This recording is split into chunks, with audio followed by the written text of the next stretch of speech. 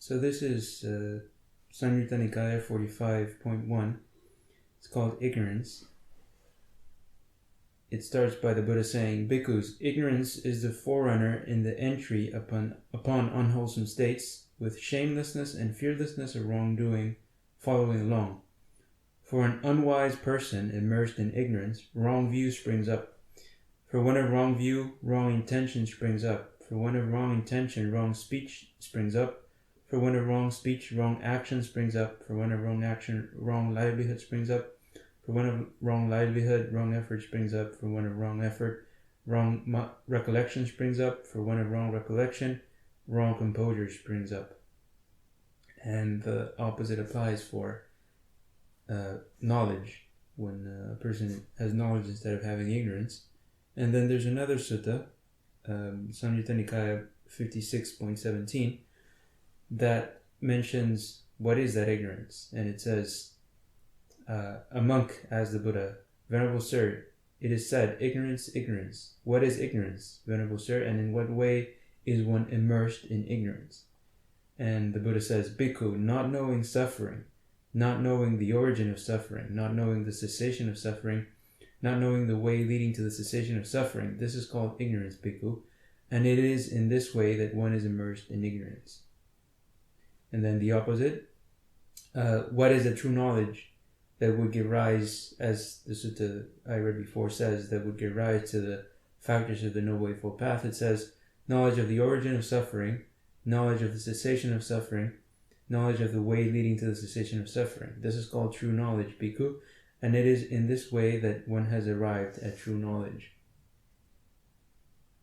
So, we were mainly thinking of focusing on the aspect of right speech, and the reason that sutta is important is because it's clearly saying that wrong speech happens because of wrong view.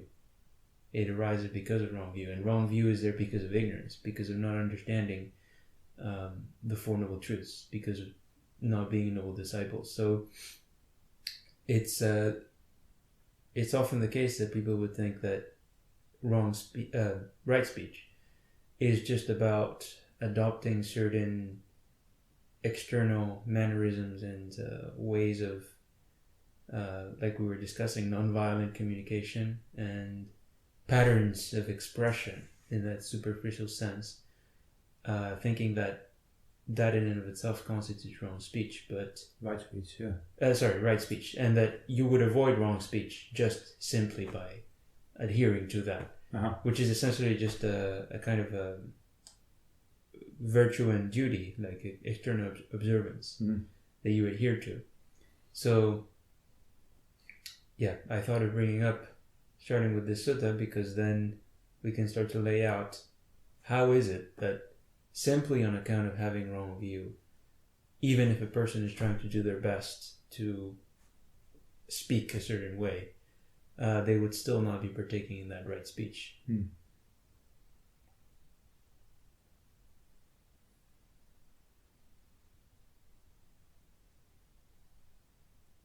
Well, right speech fundamentally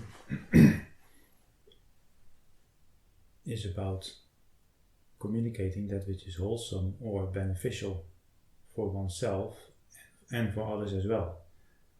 And that depends on having the right view. So one can speak, let's say, politely or be considerate and not in any coarse sense be violent or speak harshly, swearing and all the rest of it, which is definitely better than not doing that. But right speech as a factor of the path involves knowing what that path is. I mean, it sounds obvious if you put it like that, but actually it's very easy to overlook that. So, like unwholesome speech, just for example, like divisive speech is unwholesome, right? Setting up one person or one group of people against other group of people. So sometimes it's also better to just not speak, which does mean that you need to restrain your speech. But if one does not see the value in restraint, and you just speak whenever there is the pressure to blur something out, then regardless of what you say, it's already unwholesome. So we can go into that, like what are the factors from the point of view of the right view that makes speech wholesome. Yeah, because as you just said, it would be the main purpose of right speech would be communicating. It would be wholesome if it's communicating the right view, but to kind of play devil's advocate, you would see also in the suttas when the Buddha would have a conversation with anyone, he would say in the beginning, he would have the Pali word, it means like amicable and pleasing, or amicable and charming conversation with people. And then obviously that part is not like described in the sutta because it's essentially pointless. But you could argue, well, the Buddha was sometimes talking about things that were not explicitly the Dhamma from that point of view. Right. So not like he was just entirely a Dhamma machine that only spoke. No. So the thing there as well is that, so I guess the way we could phrase the question is, what is it that makes speech wrong? Even if you are adopting the external non-violent communication and stuff, what is it that would taint your speech? If you would act out of certain pressures, you see, the Buddha, he didn't use these polite forms of phrases or conventions out of certain pressure, internal pressure, because he felt uneasy or, I don't know, fearful, something like that. So that will determine basically whether speech is wholesome or unwholesome. Yeah, one thing also, like in the line of what Ajahn says, is like, if one hope to get something out of what he's saying, whether it's like pleasing someone in order to kind of get approved by him or get something later from him, or even like if someone like talk about the Dhamma in order to look like kind of intelligent or like stuff like that, I think that that is kind of like the intention is not so clear behind what he's talking about. That's a good example, because as you just said, yes, fundamentally you if the speech is about the Dhamma, if it's rightly spoken from a mind free from aversion, greed, aversion, and delusion, it would be the best type of speech. But a person could be speaking about the Dhamma for all sorts of reasons. Like monks could be speaking about the Dhamma so as to inspire lay people, so as to get donations, and that would be a kind of greed right there. So one thing to point out now that we're in that area is that if you read the formula in the suttas, it's always this sort of templates. It would explain, for example, right view as there's nothing, wrong view, there's nothing given, there's no mother, there's no father, as we discussed last time. And then wrong view, wrong speech would be described as, so there's malicious speech, lying, divisive speech, harsh speech, but fundamentally, like, just as with the right view, it's not that those are the only wrong views that there exists. Like there are myriads of ways that you can have wrong views that are not explicitly described by that formula. Same with the four satipatthanas, for example. It would say this is right recollection, but then the Buddha would talk about other things that are also right recollection, but they're not mentioned in that formula. So the same applies for the wrong speech. It's not that only if it's, coarse, harsh speech, like insulting someone, it is wrong speech. Anything that is underlain by greed, aversion, and delusion is wrong speech. So it might be the most beautiful kind of a poetic, and about Dhamma, totally about Dhamma. But if the person's mind is contaminated with those three things, that speech is wrong speech. Even if like he memorized the discourse from the Buddha, and he is giving it with a better intonation than the Buddha is, and with a more pleasing kind of verbalization and deliverance, it's still wrong because of the mind state behind it. So it's we did actually discuss that in that talk about what is wholesome and unwholesome. It's the state of the mind behind anything that you do that really determines what whether that thing is wholesome or unwholesome. And with the right view, most fundamentally, what it comes down to is seeing the signs of the mind. As the suttas would describe, the fundamental thing that without which a person cannot get the right view, is seeing the signs of the mind. So I guess we could discuss that later in more detail, but in this context, what it would mean is being able to see really what that greed, aversion, and delusion is in the first place, so that you know whether your speech is affected with it or not. And if you don't see that, if you haven't seen the signs of the mind because you haven't been virtuous, restrained, and lived in solitude for long enough, then you won't even see the background contamination of your speech, even though externally everyone listening to you, because they also don't see, as the Buddha said, in order to know the mind of another person, you have to know your own. Yes. So they might be very inspired by your speech and think that you're a great, calm and gentle person, but inside you can have lots of even if you don't have it right there, well, you can still be liable to greed, aversion, and delusion, and to be expressing that through your speech. So fundamentally, it's kind of circumstantial whether you are at the moment not falling for it, and that's the thing. With the right view, you would knowingly avoid wrong speech, whereas with the wrong view, you might be externally doing what you think right speech is, but behind that you don't actually notice that there's wrong. So the right view is that certainty that you can't be falling into unwholesome and not know it. Whereas with the wrong view, it can actually happen. It will most of the time happen. Yeah. That even though you think all of this speech, action, livelihood, everything is fine, behind it there is all sorts of lurking unwholesome motivations there. So yeah, and the interesting thing is like the sign of the mind that you just mentioned, that becomes clear when one dwells in seclusion. So it follows that if one is truly concerned with gaining right speech, one has to basically start avoiding other people physically and start learning how to be alone in seclusion in order to pick up that sign of the mind to even know what right speech is. So you're not developing right speech by surrounding yourself by a lot of other people and learning external skills and training yourself that way, because that is entirely overlooking the rightness or the root of the rightness of that speech. Yes. So because when you, for example, just practice, I developed the skill of talking to people by going out and training myself in nonviolent communication and using the right expressions not to upset people's sensitivities. Well, that might be good in a worldly sense, but none of that is revealing you those intentions that we're talking about.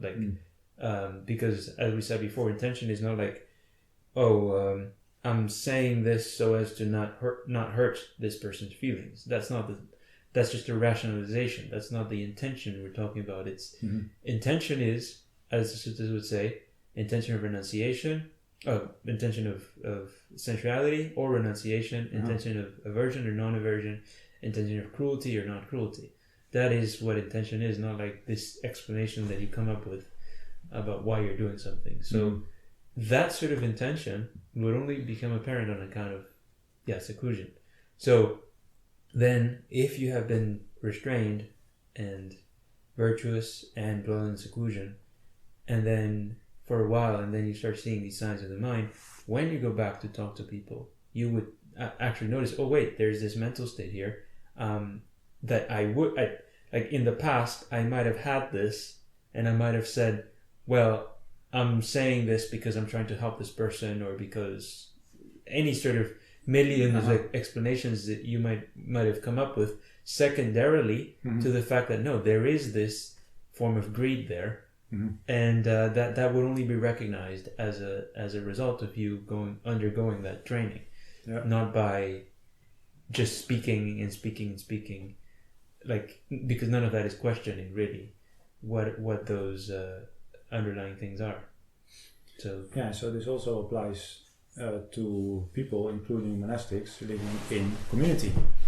like if all sorts of, let's say, interpersonal difficulties arise, then you can go and sit in a circle and talk about your feelings, quote unquote, but it's very dubious whether that is going to go to the heart of the matter. Mm-hmm. In fact, the more time you spend in such meetings, the less time you have to draw a conclusion and pick up the sign of the mind, which is the factor for the right view, as we just said. Yeah.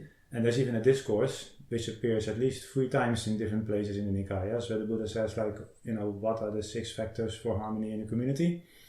Then it talks about like friendliness, like acts of friendliness by body, speech and mind, keeping the training rules for monastic, sharing what has been rightly earned to the point of the contents of your alms bowl. And then it says factor number 6, he has the right view. And he said that one is like the roof that holds the roof of a bungalow that holds everything together. Is the pinnacle, yeah. Yeah. And so that's precisely the whole point.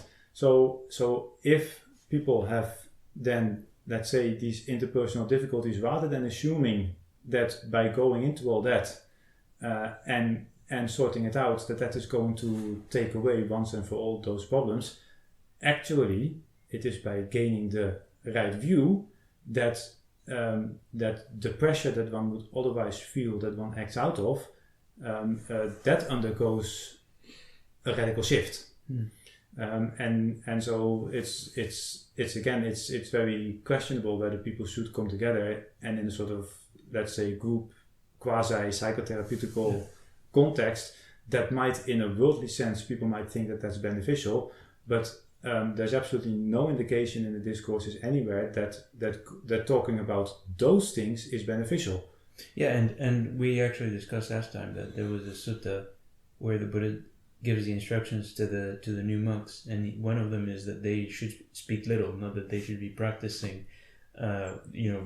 Put limit on your speech, and then restrain your senses, and become a forest dweller, and then go to monks who can show you what is right view, which is again the factor there. And so whatever difficulties you might have with other people, rather than going into the content of that and trying to figure out how to then live harmoniously together, basically you want to adopt the perspective at the right angle to all of that. Yeah, and the thing with there's also this notion of like the good friends or the kalyana and there would also kind of carry an implication that it's just the people who are nice to you, that you have a nice kind of relationship with, in a kind of a superficial sense that makes you feel nice and wholesome. But really, when the suttas would define what is kalyana mitta, the Buddha himself was defining what that means. It would describe how he would be teaching the Dhamma for the benefit of the world, and that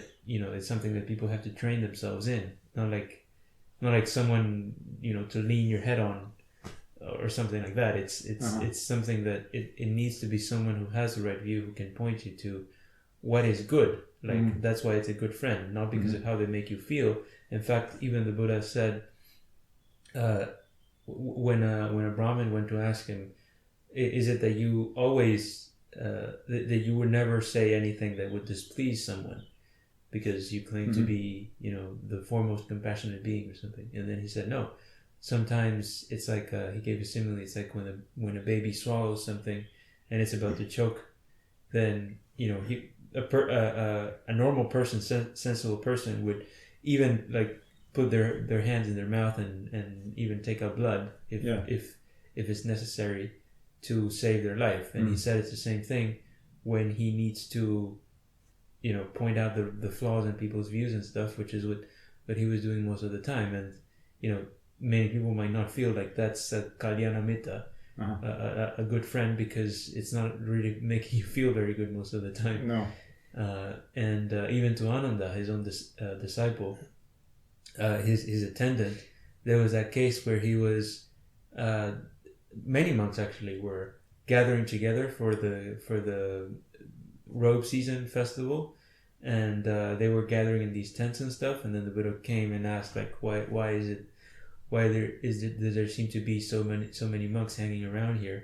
And it was supposedly for a good reason, for sowing these robes and stuff, but the Buddha said, well, he basically admonished all of them for not living in solitude, for delighting in company. And to Ananda, his own attendant, he said, like, I won't treat you like a potter would treat his valuable pots.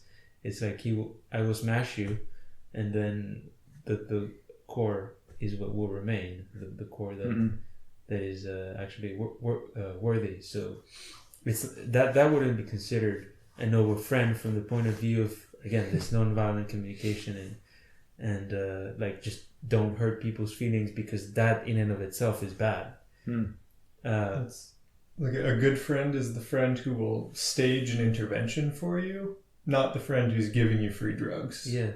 Which is not, it's basically not who seems like a good friend. Yeah, and this like kind of non-violent communication that you point out, like not hurting people's feelings, like kind of imply the fact that other people can impact my feeling and I can impact their feeling. So there is kind of this implication of I'm responsible for them and you are responsible for me, and then we try to kind of flow together like that. But it's kind of a bit... if each person, like, that's already overlooking the responsibility that each person has for suffering in the first place.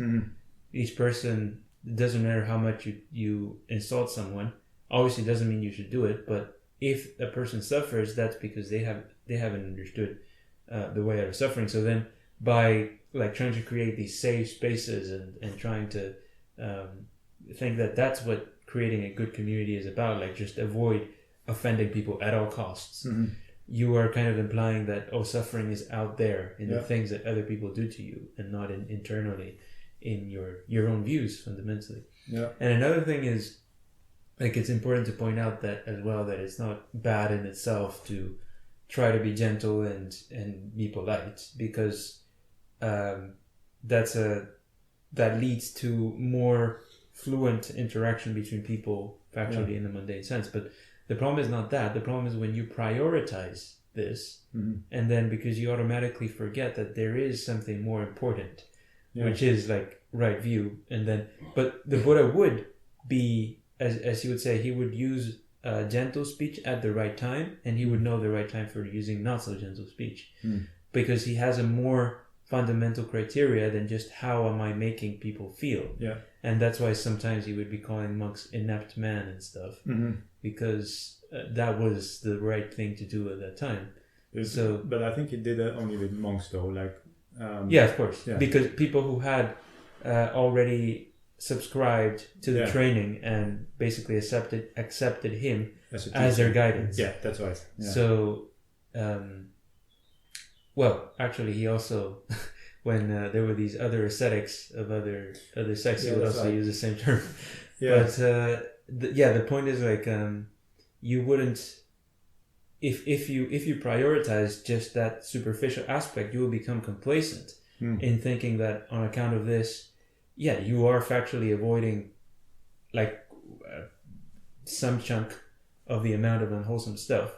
But you would be overlooking that there's way more work to be done on the level of those background intentions. So that's really the problem. It's not that it's wrong, it's that people stop there and then don't see that there's more work to be done, and then the further work is the meditation techniques and the focusing and stuff, so that I don't even then need to be questioning my intentions and look at that level. I just leave it there, leave the house half painted, and then go somewhere else during the meditation session. And you're not really cultivating the stuff that would make you the type of meditation that would make you discern those unwholesome intentions when they're there. That was actually the Buddha's advice to his own son Rahula. There's this whole discourse which deals with speech, and he says, like, before you break, with the three things. So before you break out into speech, consider, is what I'm about to do wholesome? Then while you are talking, and so this is the sati, this is the mindfulness or the recollection, and then while you are talking, keep your aim in mind, like, is this still wholesome? Because it's very easy to start talking, because you see, you might start talking with a wholesome intention, but you just lose yourself in your own speech, and while you are talking it sort of deviates, and you end up almost doing the exact opposite of what you want.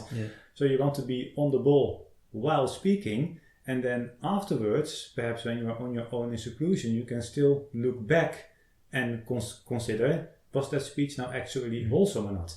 And see, that wouldn't be possible, that what you just said, that the intention changes from wholesome to unwholesome, if it were in the content of what you're saying. It's really the mind changes its inclination towards the situation. Some form of greed that wasn't there arises, but you might be talking about the same topic, saying the same words that you might have otherwise said. Nothing really changed on that level, but you internally now have a different impulse, there's something different that's pushing you now to say these same things, and that's what makes it wrong now. Yeah. So, it's always has to be recognized. As the Buddha said, action is intention.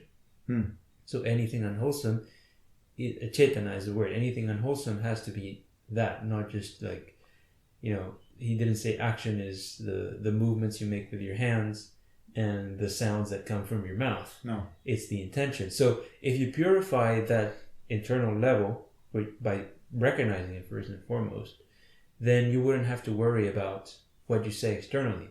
You purify the source of the river in order for the later current to be clean. You don't start from the ground up. No. That's just wasting effort, and you're never really going to get anywhere. So that's essentially what's happening most of the time. Like you would be by trying to control your expressions and stuff and thinking, okay, this is it. You don't look any further. And that's another thing with when people have, for example, restless mental states and worry and a lot of hectic thoughts and stuff, they would think, well, I need to now use a concentration technique to calm myself down. But really, if you were actually restraining your speech rightly, first of all your actions, and then your speech, you would see you would refrain from all this useless talk. The Buddha defined the 10 topics that are not worthy of discussion. Talk about politics, food, sensuality, kings, clothes, money, relatives, gossip. It's called talk of the well. Yes. Like when people would go to the well and they would street talk and talk of the well. That's it. Yeah. So you refrain from that stuff, then you won't have in the first place these truly overwhelming mental states when you're alone. So rather than trying to solve the problem afterwards, when the mind is already spinning out of control, you are saying that you find yourself in such a state. One pillar there is the unrestrained speech from the past. Yeah. So instead of trying to clean something, then don't get it dirty in the first place. Yeah. Instead of needing to clean after the fact. So you would see that then the purity, it would become something that you no longer had to be hoping for or anticipating. How people would say, well, today my meditation was not good. And it's almost like, well, that's just something random. It was a bad day. Right? But no, absolutely not. Purity is entirely in your hands. If you didn't do anything unwholesome, you can't be impure even if you want to.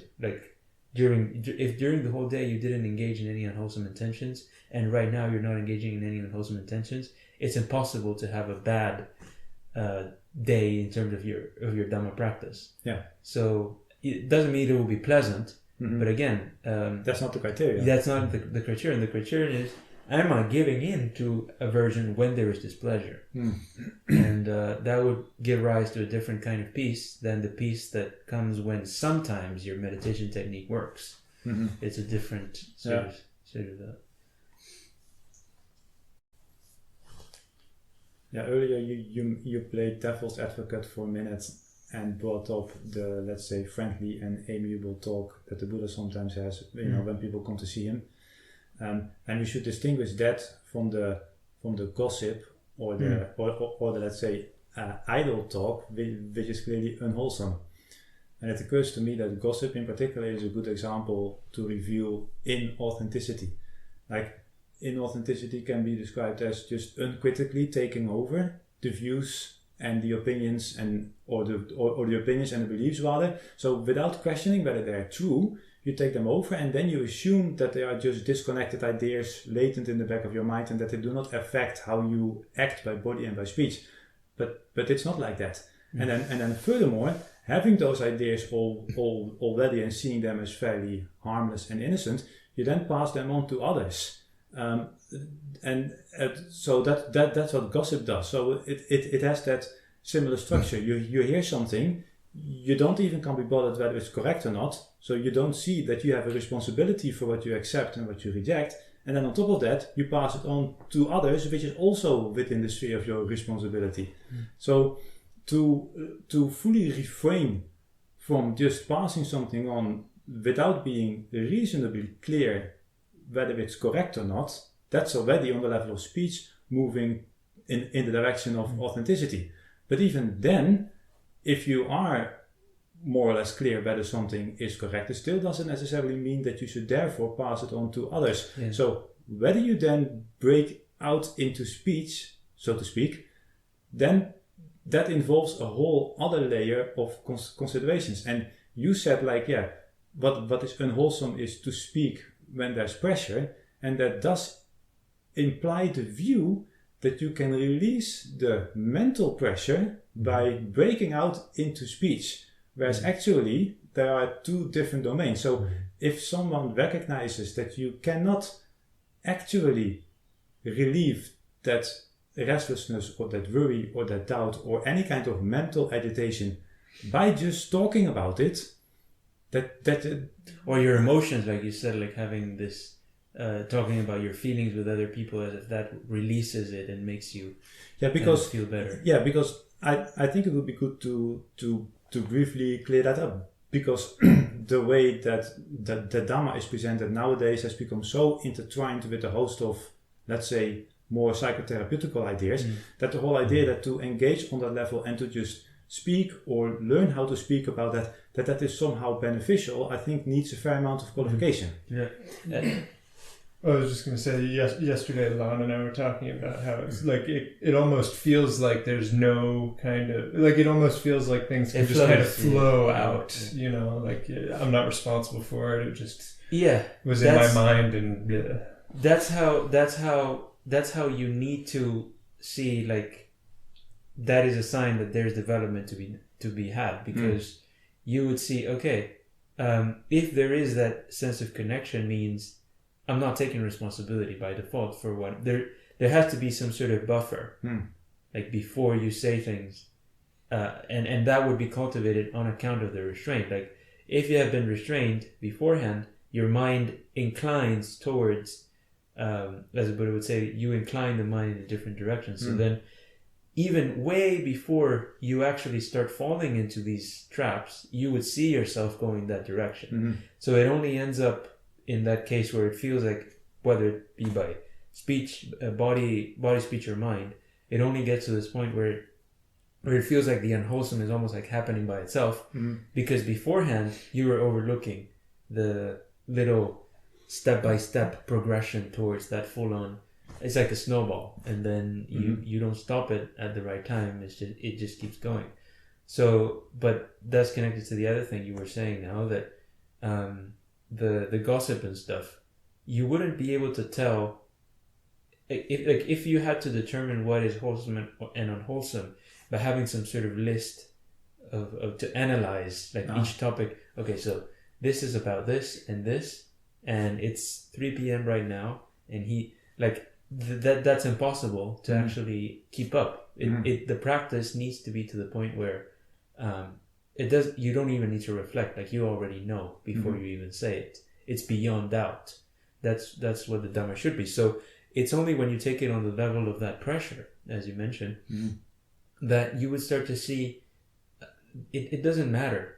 Even I don't even need to worry about the content of what I'm saying. It won't be gossip if I'm not talking out of pressure. And then any useless topics, you're like, by default, it won't even occur to you to talk about this because you're not, that sort of stuff that truly serves no purpose cannot come out unless you are giving into pressure. Yeah. So you take that as the standard, and then you ask yourself, well, if I don't say this right now, is my mind going to start complaining about me not saying? Like, that pressure starts to build up.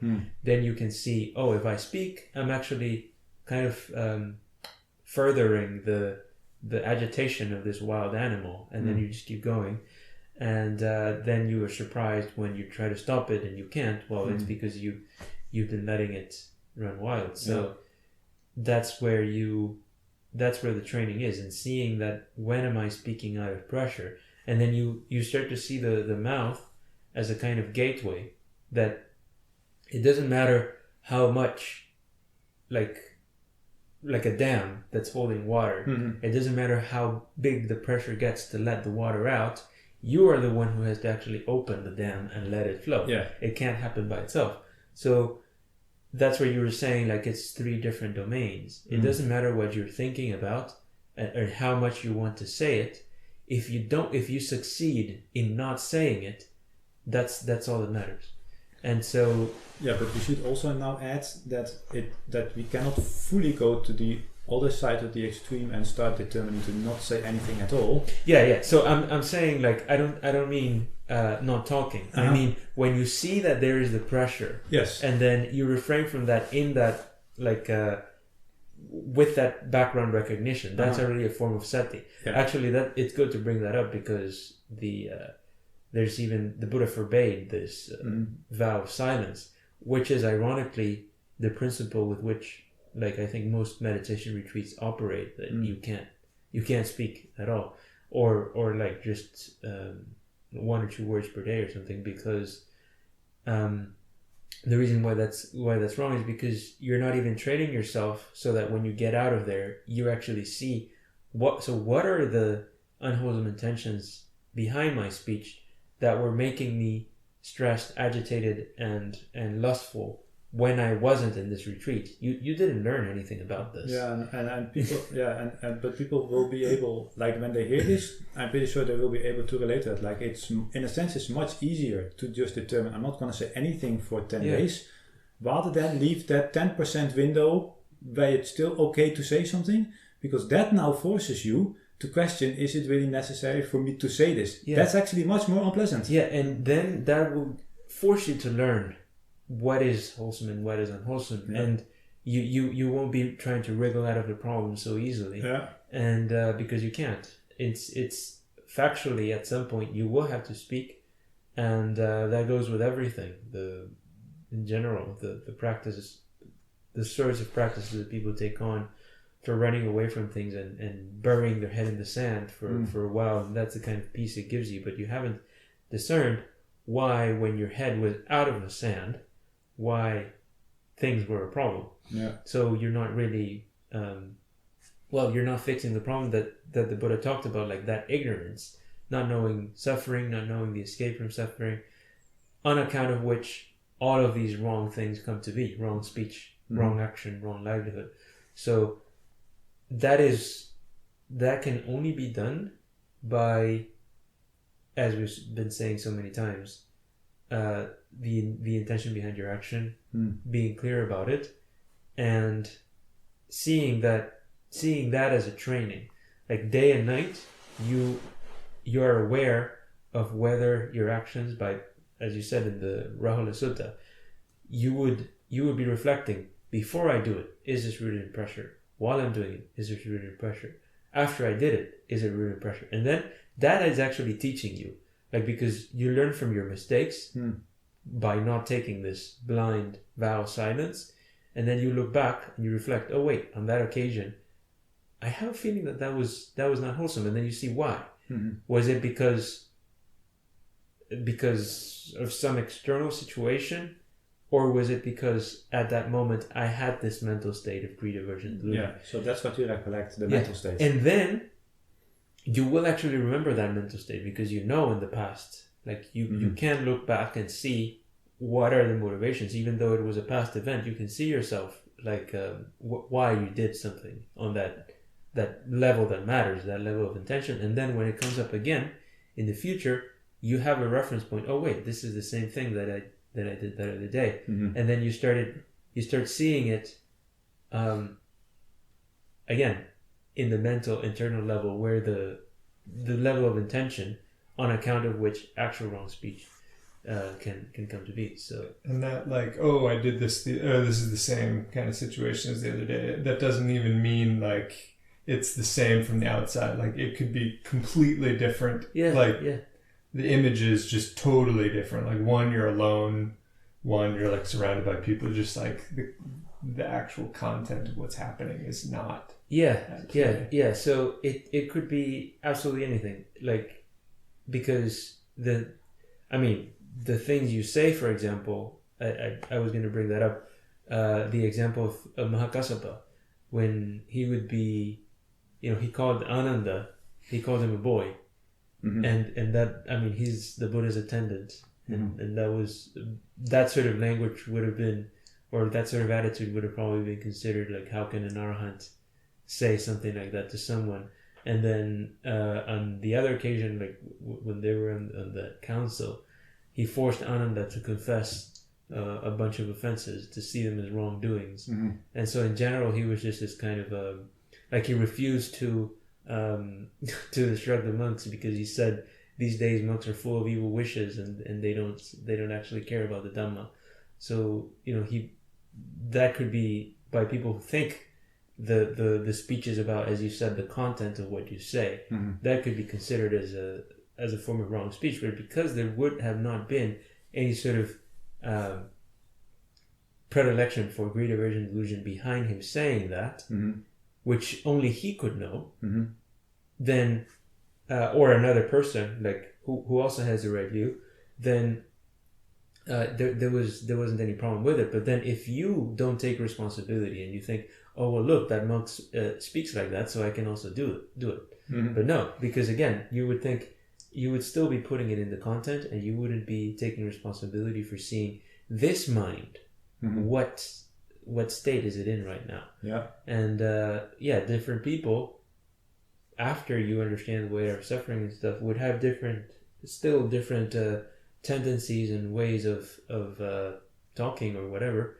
So some people might be more naturally meek and gently spoken, and other people might be a little bit more abrasive. Mm-hmm. and that doesn't really mean anything fundamentally on the internal level, as long as there are obvious things that you cannot do. Like you can't go insulting people, because that is what is defined literally as wrong speech in the formula that I just mentioned. Like that is the obvious stuff that if you do it, you're automatically fall into wrong speech.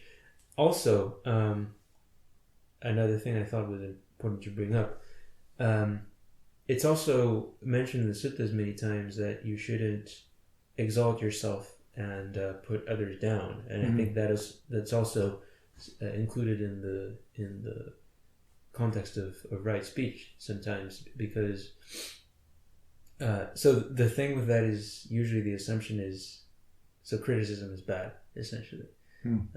Like even if you should be focusing on bringing people up instead of putting them down. Yeah. But the thing is, like it says you refrain from exalting yourself and putting others down. Mm-hmm. It doesn't say you ensure that you put yourself down and exalt others. So no, because that would be a sort of self-denigration, which is also unwholesome. Yeah, or not even full-on self-denigration, like trying to almost artificially kind of focus on the good qualities. Like someone's promoting wrong view, but you see, you try to find like the positive aspect of it. Yeah. So as to not put yourself up and. Yeah, sometimes with somebody's behavior you can do that. If you are about to do something unwholesome, you can do that. But there are indeed other discourses where the Buddha even says, how should one monk admonish another? right? Yeah, no, but and then it should be like beneficial. The timing should be right, Yeah. with a mind of friendliness, and so on. So the whole idea that to not exalt oneself does not mean that one cannot, let's say, rebuke or criticize someone else. That doesn't follow. Yeah, no, but I wasn't referring to like a person you're actually talking to. Oh, I I see. was referring to in the sense of views, like when the Buddha, for example, said you shouldn't be. He actually defined it in this sutta in the Majjhima Nikaya. He said, "How is it that a person falls into this denigration and self-exaltation, and how is it that they only speak Dhamma?" Mm-hmm. Because that is like people might think again that it's just by criticizing other views you are somehow being conceited or arrogant, that you need to kind of allow space for other people to be right as well. But the thing is, the thing is, as the Buddha said, how do you avoid that? You don't avoid it by not pointing out that there is right and wrong, which is again kind of an easy way out of the situation and doesn't fix it at all. It's by, instead of saying it, talking in terms of me, like I am wrong, you are wrong, I refuted your argument, you're Oh, I see what you mean. Yes. Then you instead say, whoever is practicing like this, they are attached to being. That's the literal way the Buddha explained it. Whoever has this sort of practice, they're attached to being. They don't see the way out of craving. Mm-hmm. They have wrong view.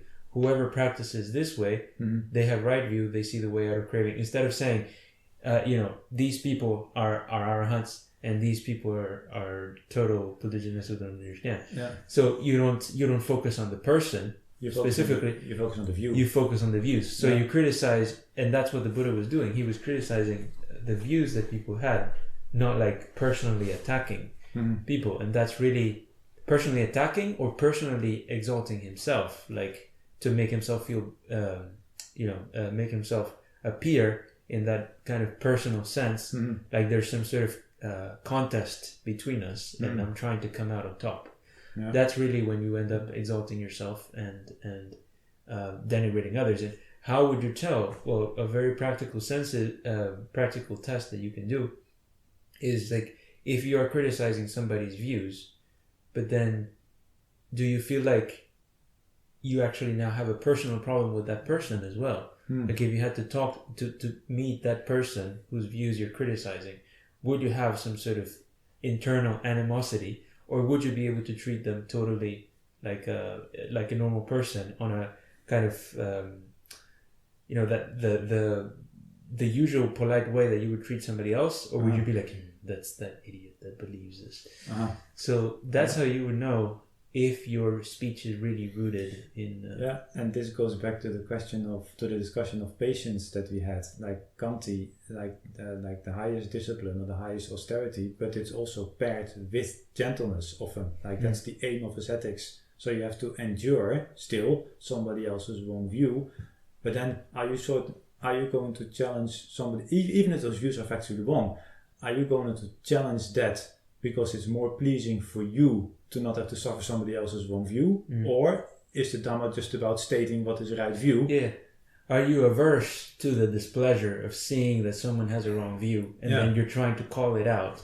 That's when you will automatically end up debating on that personal level. And the sutta describes actually that sort of a back and forth thing. It says like, I am right, you are wrong, what you said before, what you said after you said before, what you said before you said after, I totally contradicted everything you say. Go back, try to rescue your thesis. Try to rescue your thesis if you can. Yeah. So that's that's not something that can happen by accident. Like just because you said, well, this sort of practice is wrong.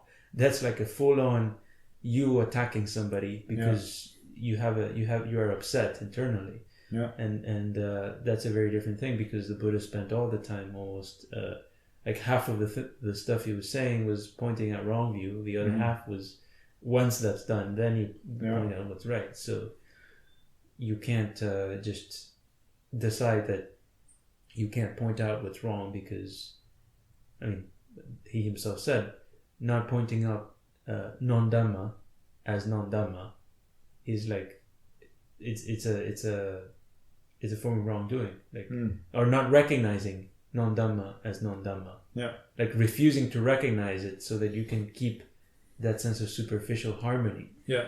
That's actually only if you have wrong view would you be able to engage in such a thing, because it's authenticity. It's like bad faith. Yeah. And this is where the timing then becomes important. Like you might recognize a wrong view as wrong, but it does not necessarily mean that this is now the right time to address it. Yeah. So you need to take your own, let's say, mood or state of mind into account, but you also need to see whether the other person is to some extent receptive to what you're about to say. So you might have to endure for quite a while somebody's wrong view and then find a proper occasion to say, look, actually the whole thing is otherwise. Yeah. And that is a skill, but that only comes into play once you realize a wrong view as a wrong view, which is only possible when the view is right. Yeah, and like you would like I just said, you're just meeting the person in a totally mundane sense.